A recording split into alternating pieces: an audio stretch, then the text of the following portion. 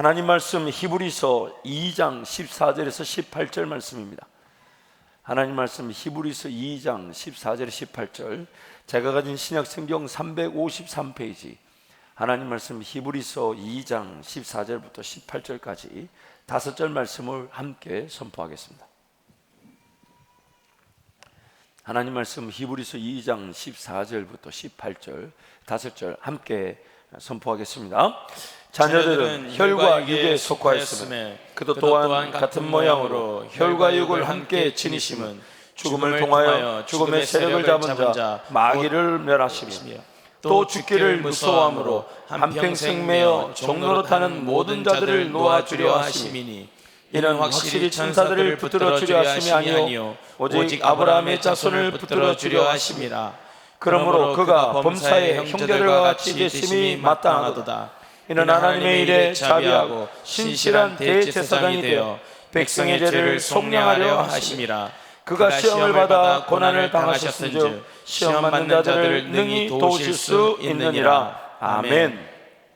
하나님은 우리에게 최고의 사랑으로 함께 하십니다.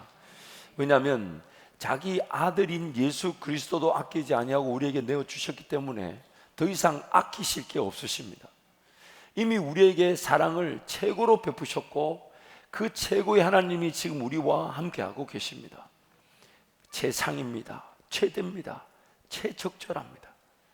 또한 우리의 있던 인생이 가지는 원리로 인해 어제와 오늘과 내일이라는 그 모든 시간을 다 고려해서 지금 하나님은 지금 이 상황, 지금 여러분의 삶, 여러분의 일터, 여러분의 가정, 비단 문제가 좀 있고 어려움이 있고 아픔이 있어도 지금 여러분의 삶은 최고의 사랑으로 함께 하시는 하나님의 은혜의 현장입니다.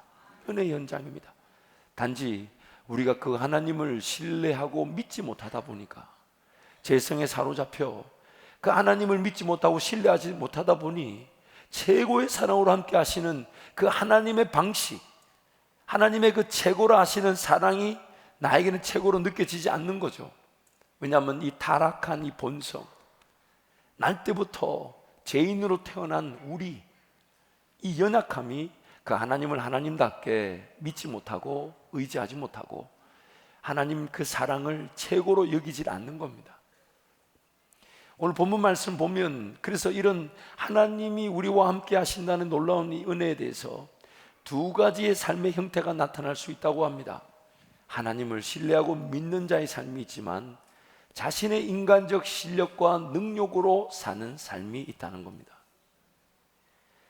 유일한 존재, 나란 존재가 인류 역사를 통틀어서 이전에도 없고 앞으로도 없는 유일한 존재, 그래서 나만이 걸어갈 길이 있고 나란 존재가 가지는 독특함, 하나님이 유일하시던 나도 절대로 유일한 한 사람밖에 없는 그 인생길, 그래서 내가 꿔야 될 꿈이 있고 내가 걸어갈 비전의 길이 있는 그 인생, 하나님을 신뢰하게 되면, 하나님을 의지하게 되면 우리는 그 길을 걸어가지만 그러나 자신의 인간적 실력과 능력으로 삶을 붙들고 살아가게 되면 삶 자체를 돌보는 삶으로 전락할 수 있습니다. 본능적인 욕구 해결이 우선적인 삶이 될 수 있고 당장의 그 필요만을 해결하기 위해 삶을 허비하고 낭비할 수도 있습니다. 여러분 가만히 한번 생각해 보세요. 나란 존재가 내가 살아가야 될 삶을 위한 걸까요? 아니면 삶이 나를 위하는 걸까요? 1번, 나는 먹고 마시고 입는 삶을 위한 존재다. 2번, 삶은 하나님의 기회와 능력을 맛보는 기회가 되고 무대가 되고 역사의 순간이다. 오늘 우리 삶은 내가 살아가지만 삶을 위한 존재가 아닙니다. 삶이 우리를 통해 하나님이 어떤 분이신가가 나타나는 삶이 기회가 되는 것이죠.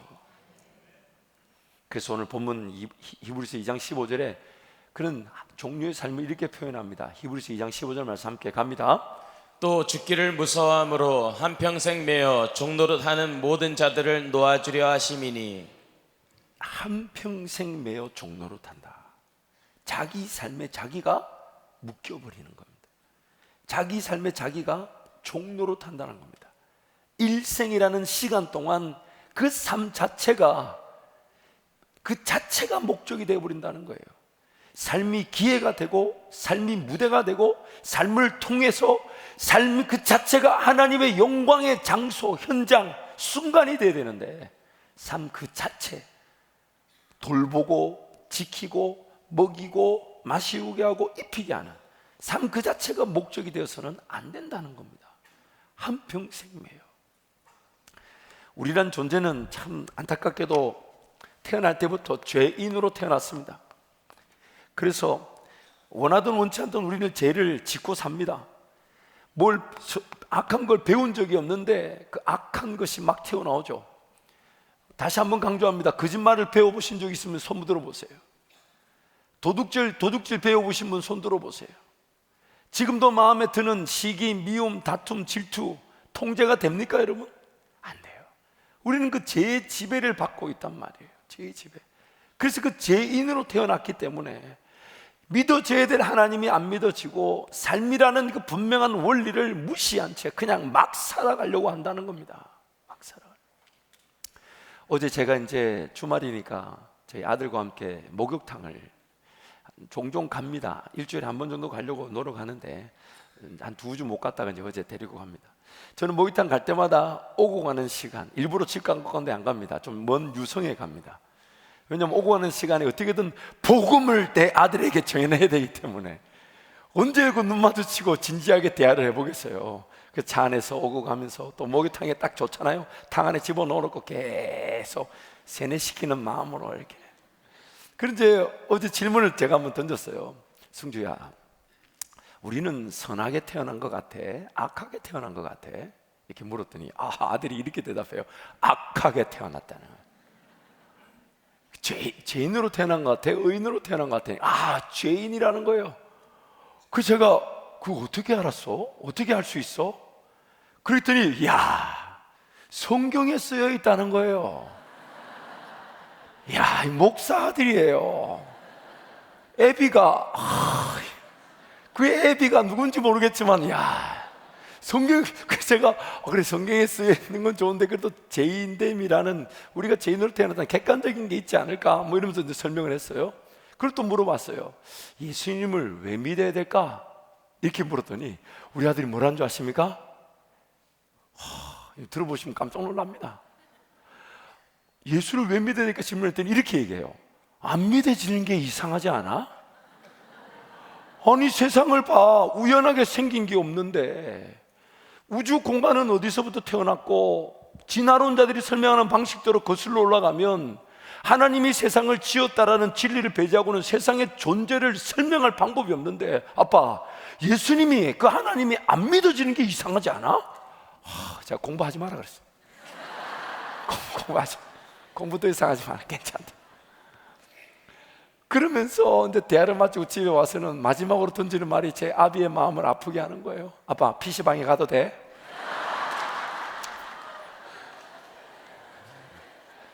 여러분, 우리는 다 죄인입니다. 그 일주일에 한 번 가는 PC방 참 얼마나 손꼽아 기다리는지 모릅니다. 용돈 타려고 별의별 수를 다 쓰고 책 하나 읽으면 주겠다 했더니 기어이 책을 먼저 안 읽고 PC방 갔다 와서 책 읽는다고 밤 9시 그 기어이 책 위에 침 흘려가면서 엎어져 있는 모습을 볼 때마다 왜 그렇게 좀 필요한 것들은 그렇게 부단히 노력을 해도 잘 안 거쳐주고 그렇게 쓸데없는 것들은 잘 나타나는지, 그 이유는 뭐 다른 게 아니에요. 우리가 태어날 때부터 다 죄인으로 태어나서 그래요. 그러다 보니 이 죄의 지배를 받죠. 죄인으로 태어났으니 우리 안에 이 정욕이라는 게 있습니다. 욕구, 먹고 마시고 입고 좀 더 안전하고 좀 더 편안하고 좀 더 편리하고자 하는 그 욕구, 잘못된 거죠. 또 욕심, 이 지나친 기대들, 높은 기대치, 나하고 관계없는 것이고 내가 알 수 없는 것인데 기대치만 높아 욕심만 잔뜩 부려가지고 그러다 보니까 삶이 어떤 결정을 하냐, 이 죄의 지배를 당하는 상태에서 이 정욕과 욕심에 따라 삶을 결정한다는 겁니다. 시도하는 거예요. 도전합니다. 그러면서 막 꿈꾸죠. 새 일이 일어날 것이다. 된다, 이렇게 하면 된다. 결국 내 안에 있는 그 욕심과 정욕, 이것 자체가 잘못된 줄 모르고 이것에 따라 삶을 걸어가니 삶이 이 시도와 도전과 세일이 결국에는 방황과 삶을 허비하게 되더라는 겁니다. 시간이 낭비되어지고 물질이 낭비되어지고 결국에는 그 죽음의 길을 피할 수가 없다는 거예요. 이게 바로 인생이라는 겁니다. 이게 인생이라는 거예요. 내일 일을 예측하지 못하면서 오늘 그저 닥치는 대로 최선을 다하는, 물론 최선을 다해야 되죠. 그러나 오늘 나의 최선이 내일을 보장해 주지를 못해요. 얼마나 준비해야 됩니까? 얼마나 가지고 있어야 합니까? 얼마나 최선을 다해 어디서 뭘 하면 살아야 됩니까? 그러다 보니 자신만이 걸어갈 길, 자신만의 삶, 꿈, 비전 이런 거 다 포기해버리는 거예요. 의미가 없는 거예요. 근데 여러분, 안타까운 거는 이런 상태만 있는 게 아니에요. 여기다가 완전 엎친 데 덮친 격으로 또 어떤 존재가 있냐면 이런 놈 있죠. 이런 놈, 마귀. 이게 있어가지고 우리를 어떻게 괴롭히냐, 얼마나 공격합니까? 끊임없이 미혹하고 유혹해서 우리를 막 쓸어 넘어뜨리려 하죠. 그래서 더 잘못된 결정하게 만들고 더 잘못된 길을 걸어가게 만들고, 이 미혹과 유혹의 최종 목적이 뭐냐면 하나님을 거절하게 하는 겁니다. 하나님을 신뢰하지 못하게 하는 거예요. 하나님을 의지하지 못하게 하는 거예요. 자기 인간적 방식으로 살라는 거예요. 자기 실력으로 살라는 거예요. 열심히 살라는 거예요. 하나님 의지하지 말라는 거예요. 그런데 그 미혹인 줄 모르고 그저 내 안에 있는 것으로 최선을 다해보지만 어느 순간 삶은 나도 모르는 사이에 그냥 내가 원하지 않는 공간까지 흘러가 버리고 말아버립니다. 엉뚱한 곳을 가버리고 말아버립니다. 이 마귀가 유혹하고 미혹할 때 가장 대표적으로 쓰는 방법이 여러분 뭐냐면요, 거의 99%는 이 방법을 씁니다. 간단한데 요한복음 13장 2절 말씀 보면 이런 말씀이 있어요. 함께 선포합니다. 마귀가 벌써 시몬의 아들 가룟 유다의 마음에 예수를 팔려는 생각을 넣었더라. 뭘 집어넣는다고요? 생각을. 이 미혹과 유혹의 잘못된 정보, 잘못된 생각을 싹 집어넣어버려요. 그러면 이 잘못된 생각이 내 안에 있는 정욕과 욕심과 딱 맞아떨어집니다. 마귀는 지금 우리의 영적 상태를 보고 욕심과 이 정욕, 이걸 가지고 이 생각을 만들어 놓습니다. 그래서 여러분, 이 지금 가룟 유다라는 예수님을 따르는 3년의 시간 동안 예수님을 따랐던 제자 중에 한 사람인 가룟 유다에게 예수를 팔려는 생각을 집어넣었다는 말은 다른 말로 이런 거예요. 가룟 유다의 욕심과 정욕이 예수를 팔 생각을 자기가 붙들더라는 겁니다. 괜찮아 보이고 옳아 보이더라는 거예요. 내가 예수님을 따랐지만 예수 파는 것도 괜찮겠다. 그래서 방금 읽었던 요한복음 13장 2절 말씀 전에 12장에 가보면 4절 6절에 이런 말씀이 있습니다. 요한복음 12장 4절 6절 말씀을 우리 같이 한번 가보겠습니다. 같이 갑니다. 제자 중 하나로서 예수를 잡아줄 가룟 유다가 말하되 이 향료를 어찌하여 300데나리온에 팔아 가난한 자들에게 주지 아니하였느냐 하니, 이렇게 말하면 가난한 자들을 생각함이 아니요 그는 도둑이라 돈깨를 맞고 거기 넣는 것을 훔쳐가미러라. 이미 가룟 유다가 자기 정욕과 욕심에 사로잡혀 가지고 그 돈깨를 가지고 도둑질하고 있는 상태였기 때문에 그 상태를 마귀가 알고 예수 팔도록 생각을 집어넣은 것이 용납이 되더라는 거예요. 여러분, 오늘 마귀의 일함은, 마귀가 일할 무대는 다름 아닌 내 정욕과 탐심입니다. 마귀는 내 정욕과 탐심을 보고 그것이 하나님을 거절하고 하나님 없이도 살아가도록 미혹하고 유혹하는 거예요. 끊임없이 그 생각을 집어넣습니다.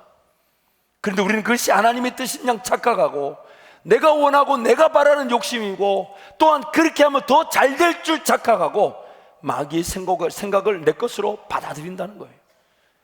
예수님을 그렇게 따라다녔던 가룟 유다가 자기 스승인 예수를 팔려고 하는 생각조차 붙들 만큼 자기 정욕과 욕심에 사로잡히더라는 겁니다. 그런데 감사한 것은 이런 우리의 이 상태를 하나님은 그대로 두지 않으시고 하나님의 주권에 따라, 절대적인 역사하심에 따라 우리에게 그럼에도 불구하고 은혜를 베풀어 주시더라는 거예요. 그럼에도 불구하고 은혜를 베풀어 주신다는 거예요. 이런 장면을 그대로 볼 수 있는 게 역대상에 가보면 다윗의 이야기가 나옵니다. 여러분, 우리가 바이블 타임이라는 교재를 통해서 성경을 세 번역으로 읽어가고 있는데 아마 2주 전쯤에 역대상 다윗의 인구조사에 대한 말씀을 읽었을 것입니다. 역대상 21장 1절 말씀을 보면 이런 말씀이 있습니다. 함께 갑니다. 사탄이 일어나 이스라엘을 대적하고 다윗을 충동하여 이스라엘을 계수하게 하니라. 사탄이 지금 이스라엘을 그리고 다윗을 충동하여서 뭘 하게 했냐면 백성들을 세워보게 만들었습니다. 근데 이것을 이 다윗이 요압이라는 장군에게 지시했을 때 요압이 분명히 말합니다. 하나님이 싫어하시는 일을 왜 범죄하게 하십니까? 이 이스라엘 백성들을 계수하는 일이 왜 하나님께 범죄가 되냐면 지금 하나님은 그 이스라엘 백성들 또 다윗 어디로 나가든지 간에 이기게 하시니라, 어떤 전쟁이든지 간에 승리하게 하신다, 분명히 성경이 말하고 있죠. 전쟁의 승패는 누구한테 달렸냐면 이스라엘 백성들 다윗에게 달려있지 않고 누구에게 달려있습니까? 하나님께 달려있는데 그 수를 센다는 것은 이스라엘과 다윗의 마음에 어떤 마음이 들었다는 겁니까? 교만한 마음이 들어왔다는 거죠. 그래서 방금 전에 읽었던 역대상 21장 1절 말씀에서는 사탄이 이스라엘과 다윗을 충동하여 하나님께 범죄하게 만들었다는 것을 같은 사건을 두고 사무엘하 24장 1절에서는 이렇게 말합니다. 이렇게 똑같은 사건이 다르게 이렇게 말합니다. 함께 갑니다. 여호와께서 다시 이스라엘을 향하여 진노하사 그들을 치시려고 다윗을 격동시키사 가서 이스라엘과 유다의 인구를 조사하라 하신지라. 아까 우리가 이 말씀 띄워놔 주세요. 아까 우리가 역대상 21장에서는 사탄이 다윗과 이스라엘을 충동하여 하나님께 범죄하게 했다 했는데 이것을 똑같은 본문을 이 사무엘하 24장에서는 절대적인 주권, 큰 그림, 허락하심과 허용, 그 모든 일의 간섭이, 그 모든 일의 주권이 누구한테 달려있다고 얘기합니까? 하나님께. 그러면 풀어보자면 이렇습니다.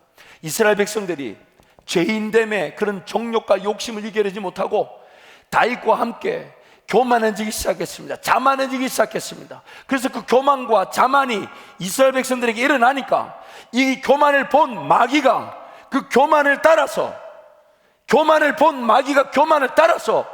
그 이스라엘 백성의 수를 계수하게 충동질시킨 겁니다. 근데 하나님은 이거를 허용하셨다는 거예요. 이유는 하나입니다. 이스라엘 백성들의 그 교만과 자만을 정리하셔야만 하시기 때문에, 치료하셔야 되니까.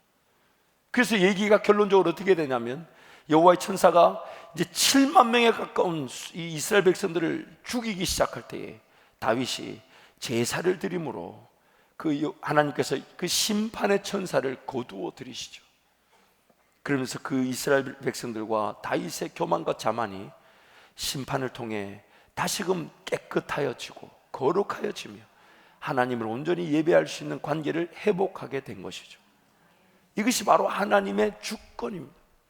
오늘 우리 삶 가운데 이해되지 않는 일들이 많이 일어나기도 합니다. 또한 뜻하지 않는 공격들, 뜻하지 않는 다툼들, 뜻하지 않는 싸움들, 도대체 이런 일이 왜 허용되었을까? 이런 일이 왜 나타났을까?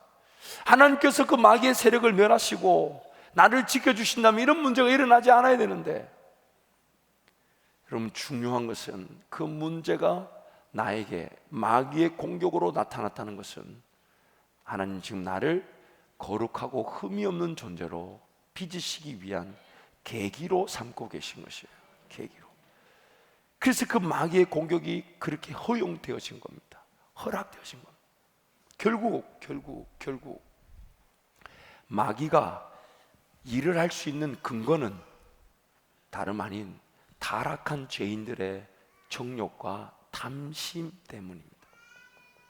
마귀가 이 땅에 멸망당하지 않고 하나님께서 마귀를 처리하지 않으신 이유는 다름 아닌 저와 여러분이 하나님의 자녀임에도 불구하고 여전히 재성의 지배에 따라 정욕과 탐심을 가지고 있고 마귀는 그 정욕과 탐심을 합법적인 활동 무대로 삼고 살아가고 있습니다. 물론 예수님이 이 땅에 다시 오신 그날에 새하늘과 새 땅이 임하게 되면 저 마귀는 무적행에 저 영원한 지옥 형벌에 던져지게 될 것이지만, 그때서야 우리는 완전한 영화의 단계, 더 이상 재성의 지배를 받지 않는, 눈물도 없고 고통도 없고 고난도 없는 영원한 천국에서 삶을 살겠지만, 지금 이 땅에서는 지금 내 안에서부터 하나님 나라와 재성의 지배로 인한 마귀의 미혹, 마귀의 지배의 가능성이 함께 공존하고 있는 것입니다. 그래서 로마서 7장 말씀에 선을 행하기 원하는 나에게 악이 함께 있다고 말씀하고 있습니다. 지금 하나님은 이런 상태에서 그럼 마귀를 어떻게 하면, 어떻게 멸하시기를 원하시는 걸까? 성경은 이렇게 얘기해요. 마귀 자체를 처리하고 마귀 자체를 멸하시는 게 아니라 이 정욕과 탐심이 가치가 없고 정욕과 탐심이 일할 수 없는 상태가 되면 마귀가 일할 근거를 잃어버린다는 것이죠. 그래서 갈라디아서 5장 24절에 이렇게 얘기합니다. 한번 따라합니다. 그리스도 예수의 사람들은 그리스도 예수의 사람들은 육체와 함께 정욕과 탐심을 십자가에 못 박았느니라. 그리스도 예수의 사람들은 육체와 함께 그 정욕과 탐심을 십자가에 못 박았느니라. 내 정욕과 탐심이 십자가에 못 박히는 순간 마귀가 일할 공간을 잃어버리고 존재 자체가 가치가 없어져 버리는 것입니다. 그럼 이 십자가에 못 박는다는 말은 무슨 말일까요? 다름 아닌 내 정욕과 탐심이 아무런 가치가 없음을 선포하고, 행여나 무슨 아이디어가 떠오르고 행여나 무슨 계획이 서고 내가 뭔가 시도해보고 도전해볼 만한 일이 있다면 철저하게 하나님 앞에 가져와 물어보는 겁니다.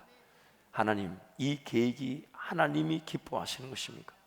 하나님, 이 아이디어가 과연 하나님이 주신 것입니까? 하나님, 정말 이걸 시도해볼 수 있을 것 같은데 시도해봐도 될까요? 제가 이 길로 선택하며 걸어가도 될까요? 이렇게 결정해도 될까요? 그래서 하나님이 끝까지 그것을 확인시켜 주시고 말씀하실 때까지 인내하는 것, 그것이 바로 이 육체와 정욕을 십자가에 못 박는 것입니다. 못 박는 것. 여러분, 오늘 우리가 잊지 말아야 될 것은 마귀는요, 내가 두려워한 만큼, 내가 놀라는 만큼, 그리고 또한 이것에 따라 묶이고 또한 내 영역, 생각의 영역, 이런 것들을 내어주는 만큼 일할 수 있습니다. 내가 두려워하고 염려하고 근심하고 걱정하는 그것만큼 마귀는 그 영역을 왔다 갔다 하는 거예요. 아, 저런 걸 무서워하는구나. 못 먹을까 봐 두려워하는구나. 이거 잃으면 망할까 봐 무서워하는구나. 하나님은 끊임없이 얘기하시죠. 걱정하지 마라, 염려하지 마라, 내가 너와 함께하고 있다. 그래서 그 하나님이 이 땅에 오셨을 때 그분을 임마누엘이라 부릅니다. 하나님이 우리와 영원히 거하고 계신다. 안 일어나는데 염려하는 거예요. 안 일어나는데. 그래가지고 그 두려움과 염려 때문에 결정을 할 때 어떻게 결정합니까? 안 해도 될 일을 막 합니다. 시도하지 않아도 되는데, 그런 일이 안 일어나는데 거기를, 그 안 일어날 일을 걱정해가지고 시간을 쓰고 물질을 쓰고. 하나님은 걱정하지 말라 하시는데 그걸 못 믿어. 아, 주님 안 됩니다. 죽어요. 아니, 2부 때 하고 3부 때는 안 할라 했는데 해버렸네. 아, 참, 이 죄성이라는 게 무서워요. 2부 때 하고 나서 저도 모르게 내가 왜 이러지? 이러면서 3부 때는 안 하려고 했는데 더 해버렸네. 그래서 염려하고 근심하고 걱정하다 보니까 그렇게 시간 안 써도 되는데 차라리 그 시간에 하나님을 기뻐하고 예배하면 어떨까? 그렇게 돈 안 써도 되는데 그 사람 찾아가지고 막 죽을 것처럼 막, 하나님이 안 죽는다. 근데 내가 뭐라 하냐면 죽어요 이러고 막, 그러면서 거기에 시간을 쓰고 물질을 쓰고. 하나님 보실 때는 야 그거 하지 마, 안 해도 돼. 그러다 보니까 분주해지죠, 바빠지죠, 마음은 더 강팍해지죠, 어려워지죠, 지치죠, 힘들죠. 거기에 에너지 다 쓰고 가지고 예배 드리라니까 막 대산을 넘어 막 헝곡에 가고 혼자서 예배를 중심으로 살고 하나님과의 관계를 중심으로 살고 하나님이 말씀해 주시고 하나님이 나를 지키시고 하나님이 나를 보호하신다. 그래서 내 삶이 어디로 가든지 나는 망하지 않는다. 여러분, 망하는 게 쉬운 일이 아니에요. 하나님 그분이 돌아가셔야 내가 망해요. 이해가 되십니까? 하나님이 안 계셔야 망한다고요. 내가 망하지 않는다니까요. 안 죽어요. 죽는 게 얼마나 행복한 일인데 쉽게 죽기도 어려워요. 얼마나 끈질기면 지금까지 살았어요. 하나님의 영광과 하나님이 기뻐하실 일 위에 남겨져 있기 때문에 우리는 망할 수가 없어요. 세상을 짓기도 전부터 우리를 선택하셨다 하시잖아요. 우리란 존재를 이미 계획하셨기 때문에 천지를 지으셨답니다. 더군다나 근데 그 인간들이 죄로 말미암아 타락하여 하나님을 거절하니까 예수 그리스도라는 그 하나뿐이밖에 없는 독생하신 아들을 이 땅에 보내서 우리를 위해 죽게 하시고 그 생명의 값으로 우리를 구원하셨으니 우리 존재의 자질이나 자격을 떠나 예수 생명의 피 때문에 우리를 포기하실 수가 없으신 거예요. 그 포기하실 수 없는 그 하나님이 영원히 우리와 함께 하신다고 말씀하십니다. 그래서 우리는 망하지 않아요. 그런데 우리는 자꾸만 세상의 풍조, 유행, 오락, 내 안에 있는 정욕, 욕심, 탐심, 높은 기대치 그런 것에 속아가지고 더군다나 그래서 내가 두려워하고 염려하니까 마귀가 거기에 편승해가지고 그래 너 이렇게 하면 안 죽을 수 있어, 이렇게 하면 괜찮아, 거기에 헛된 시간을 헛된 물질을 쓰게 하고 그래서 나만이 걸어갈 길 준비되고 훈련받고 단련받아 쓰임받을 수 있는 그 인생의 길을 자꾸 놓치게 만드는 겁니다. 자꾸 놓치게 만들어요. 결국 삶이 방황과 허비를 피할 수 없게 되는 겁니다. 어려움을 피할 수 없게 되는 겁니다. 그러므로 여러분, 하나님이 우리와 함께 하심이 날마다 여러분 마음에 가득하시기를 축복합니다. 그래서 여러분, 이 정욕과 탐심이 우리를 지배하고 있으니 이 안에다가 뭘 집어넣으라고요? 계속해서 말씀을 집어넣어. 하나님 말씀. 왜냐하면 나를 살리고 나를 새롭게 하며 내 삶의 길이 되고 내 삶의 생명이 되고 내 삶의 인도자가 되는 건 이 하나님 말씀밖에 없으니, 그래서 이 하나님 말씀을 날마다 묵상하고 꿀송이처럼 달게 느껴지기를 바라기를 이 연사 얼마나 외쳤습니까 여러분? 얼마나 여러분 외쳤습니까? 하나님 말씀을 주야로 묵상하자는 거예요. 그래서 그 말씀이 양식처럼 먹어지길 때 이 말씀이 내 안에 자리 잡기 시작하면 뭐가 딱 두려움이 와도 딱 거절하죠. 아니야 새끼야, 하나님이 나와 함께하고 계셔. 이게 됐는데 말씀이 없다 보니까 그런가? 그거 안 하면 죽는 건가? 저렇게 안 살면 안 되는 건가? 온갖 의심, 염려, 근심, 걱정이 판을 치기 시작하는, 하나님이 지금 나와 함께하고 계십니다. 여러분 따라하세요. 하나님께서 나를 손도 따라하세요. 하나님께서 나를 포기하지 못하십니다. 하나님께서 나를 영원히 지키십니다. 천국 가는 그날까지 나와 함께 하십니다. 이것이 진리입니다. 이것이 진리입니다. 속지 마십시오 여러분. 두려워하지 마십시오. 놀라지 마십시오. 염려하지 마십시오. 염려해본들 시간을 한 시간이라도 좀 벌 수 있습니까? 못 벌어요. 하나님 의지하고 맡겨놓으면 어제까지 내 삶을 오늘까지 지키신 하나님이 내일도 내 삶을 지켜주실 것이고 마귀가 암만 떠들어봐야 한마디만 하면 됩니다. 따라합니다. 예수 이름으로 예수 이름으로 명령하노니 나를 미혹하는 악한 영들은 모든 마귀는 떠나갈지어다. 상대를 안 하는 겁니다.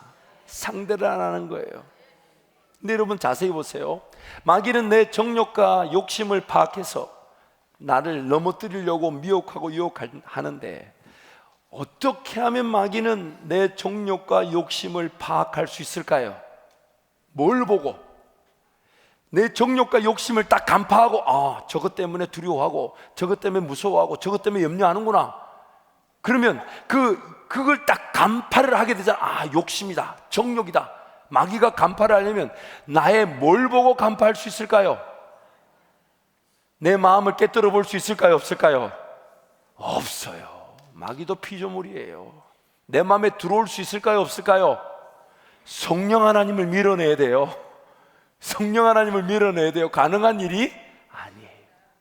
마귀는 끊임없이 말로 미혹하는데, 뭘 보고 나의 욕심과 정욕을 간파하냐? 다름 아닌 내 입의 말입니다. 내 입의 말. 내 말을 보고, 내 말을 듣고 거기에 따라 일하는 거예요. 그래서 잠언 18장 21절 말씀에 그 유명한 말씀 있죠. 한번 선포할까요? 시작. 죽고 사는 것이 혀의 힘에 달렸나니 혀를 쓰기 좋아하는 자는 혀의 열매를 먹으리라. 아멘. 죽음의 말을 하면 죽음의 열매를 보는 것이고, 생명의 말을 하면 생명의 열매를 보는 것인데, 죽고 사는 것이 내 혀에 달려있다는 겁니다. 그래서 야고보서 말씀에 온 삶을, 내 인생을 불태워 없어버리게 만드는 것이 이 새치밖에 안 되는 이 혀라는 거예요. 혀. 더군다나 여러분, 이 혀 조심해야 될 게, 자세히 보세요. 두 사람밖에 없네. 아까 네 사람이라 참 지목하기가 그랬는데, 예를 들어서 우리 이문수 목사님이 저한테 살짝 와가지고 이렇게 얘기합니다. 유상현 목사님 조심해야 합니다. 좀 제가 지켜보니까 이러 해서 이상합니다. 딱 이렇게 말이 들어오면 제가 그 말을 듣는 순간 마귀가 그렇게 말하는 걸 봤잖아요. 그럼 제 머릿속에다 마귀가 어떻게 공격하냐면, 유상현 조심. 그러면서 매 상태를, 제가 지금 그렇다는 게 아니고 불편하게 쳐다보시면 안 되죠. 제가 그러면 항상 유상현 목사님 볼 때마다 색안경을 끼고 보겠죠. 이미 제 말이 제 머릿속에 이문수 목사님의 그런 잘못된 정보가 제 머릿속에 잡혔고, 마귀가 그걸 가지고 미혹하니까 암만 좋은 행동을 해도 딱 이렇게 봅니다. 그래도 이상할 거야. 여러분, 마귀가 이 관계를 깨고 공동체를 무너뜨리는 대표적인 방법을 아시겠습니까? 결국 나중에 가보면요, 우리 모두가 피해자가 되어버립니다. 우리 모두가 그 정도의 말이, 그 수준의 말이 그런 어마어마한 파급효과를 만들 줄 아무도 몰랐어요. 그런 얻어도 없었고, 그렇게 상처를 만들고 관계를 짓밟아 갈 줄을 생각지도 못했어요. 근데 마귀가 내 말을 듣고, 내 말을, 그러니 이 내 입술이, 내 혀가 엉뚱한 말을 자꾸만 하니 이걸 어떻게 하면 좋을까요? 내버려둬요? 아니면 훈련을 시켜야 되겠어요? 내 혀를 내버려둬요? 아니면 훈련을 시켜야 되겠어요? 훈련이 필요한, 훈련이. 그래서 따라합니다. 있을지어다 그대로 되니라. 하나님 보시기에 좋았더라. 훈련이 필요한 거예요. 저희 아들이 이제 둘째고 막내가 이제 딸인데 2살 차이예요. 그래서 이제 근데 초등학교 그때 3학년인가, 그리고 막내가 1학년인가, 아니면 그 어렸던가 그랬던 것 같아요. 한참 우리가 이제 장자권 훈련하고 있을 때입니다. 그때 이제 우리 3학년짜리 아들이 엄마한테 와서 뭐가 어려웠는지, 그 3학년이란 그 아들의 입에서 나온 말이 참 세상 살기 어렵네, 죽겠네, 이런 말을 한 거예요. 그러니까 그 말이 끝나자마자 우리 1학년도 채 안 된 막내가 턱 하는 말이 살겠네, 그래도 살겠네, 아무리 힘들어도 살겠네. 제가 그걸 보면서 야, 이게 이 애가 들은 게 있는 거예요. 훈련이 되어 있는 거예요. 여러분, 우리는 이 몸의 모든 습관들 자세히 뜯어보십시오. 여러분이 가지고 있는 문화들, 뭘 좋아하고 뭘 즐기고 뭘 하고 싶고, 뭔가 삶에 좀 더 무거우면 무거울수록, 좋은 것이면 좋은 것일수록 훈련이 없이 세워진 건 없습니다. 철저하게 인내하고 철저하게 다스리고 반복하고 지속하고 강행하고 집중하고, 단순 반복 지속 집중 강행, 그것이 없이는 세워진 게 없는데 우리는 자꾸만 듣기만 하려고 하고 훈련을 안 하려고 해요. 뭘 배우려고 안 하고 적용하려고 안 하고 자꾸 듣기만 하니까. 여러분, 그거 아십니까? 기가 커지면 다친다는 것을.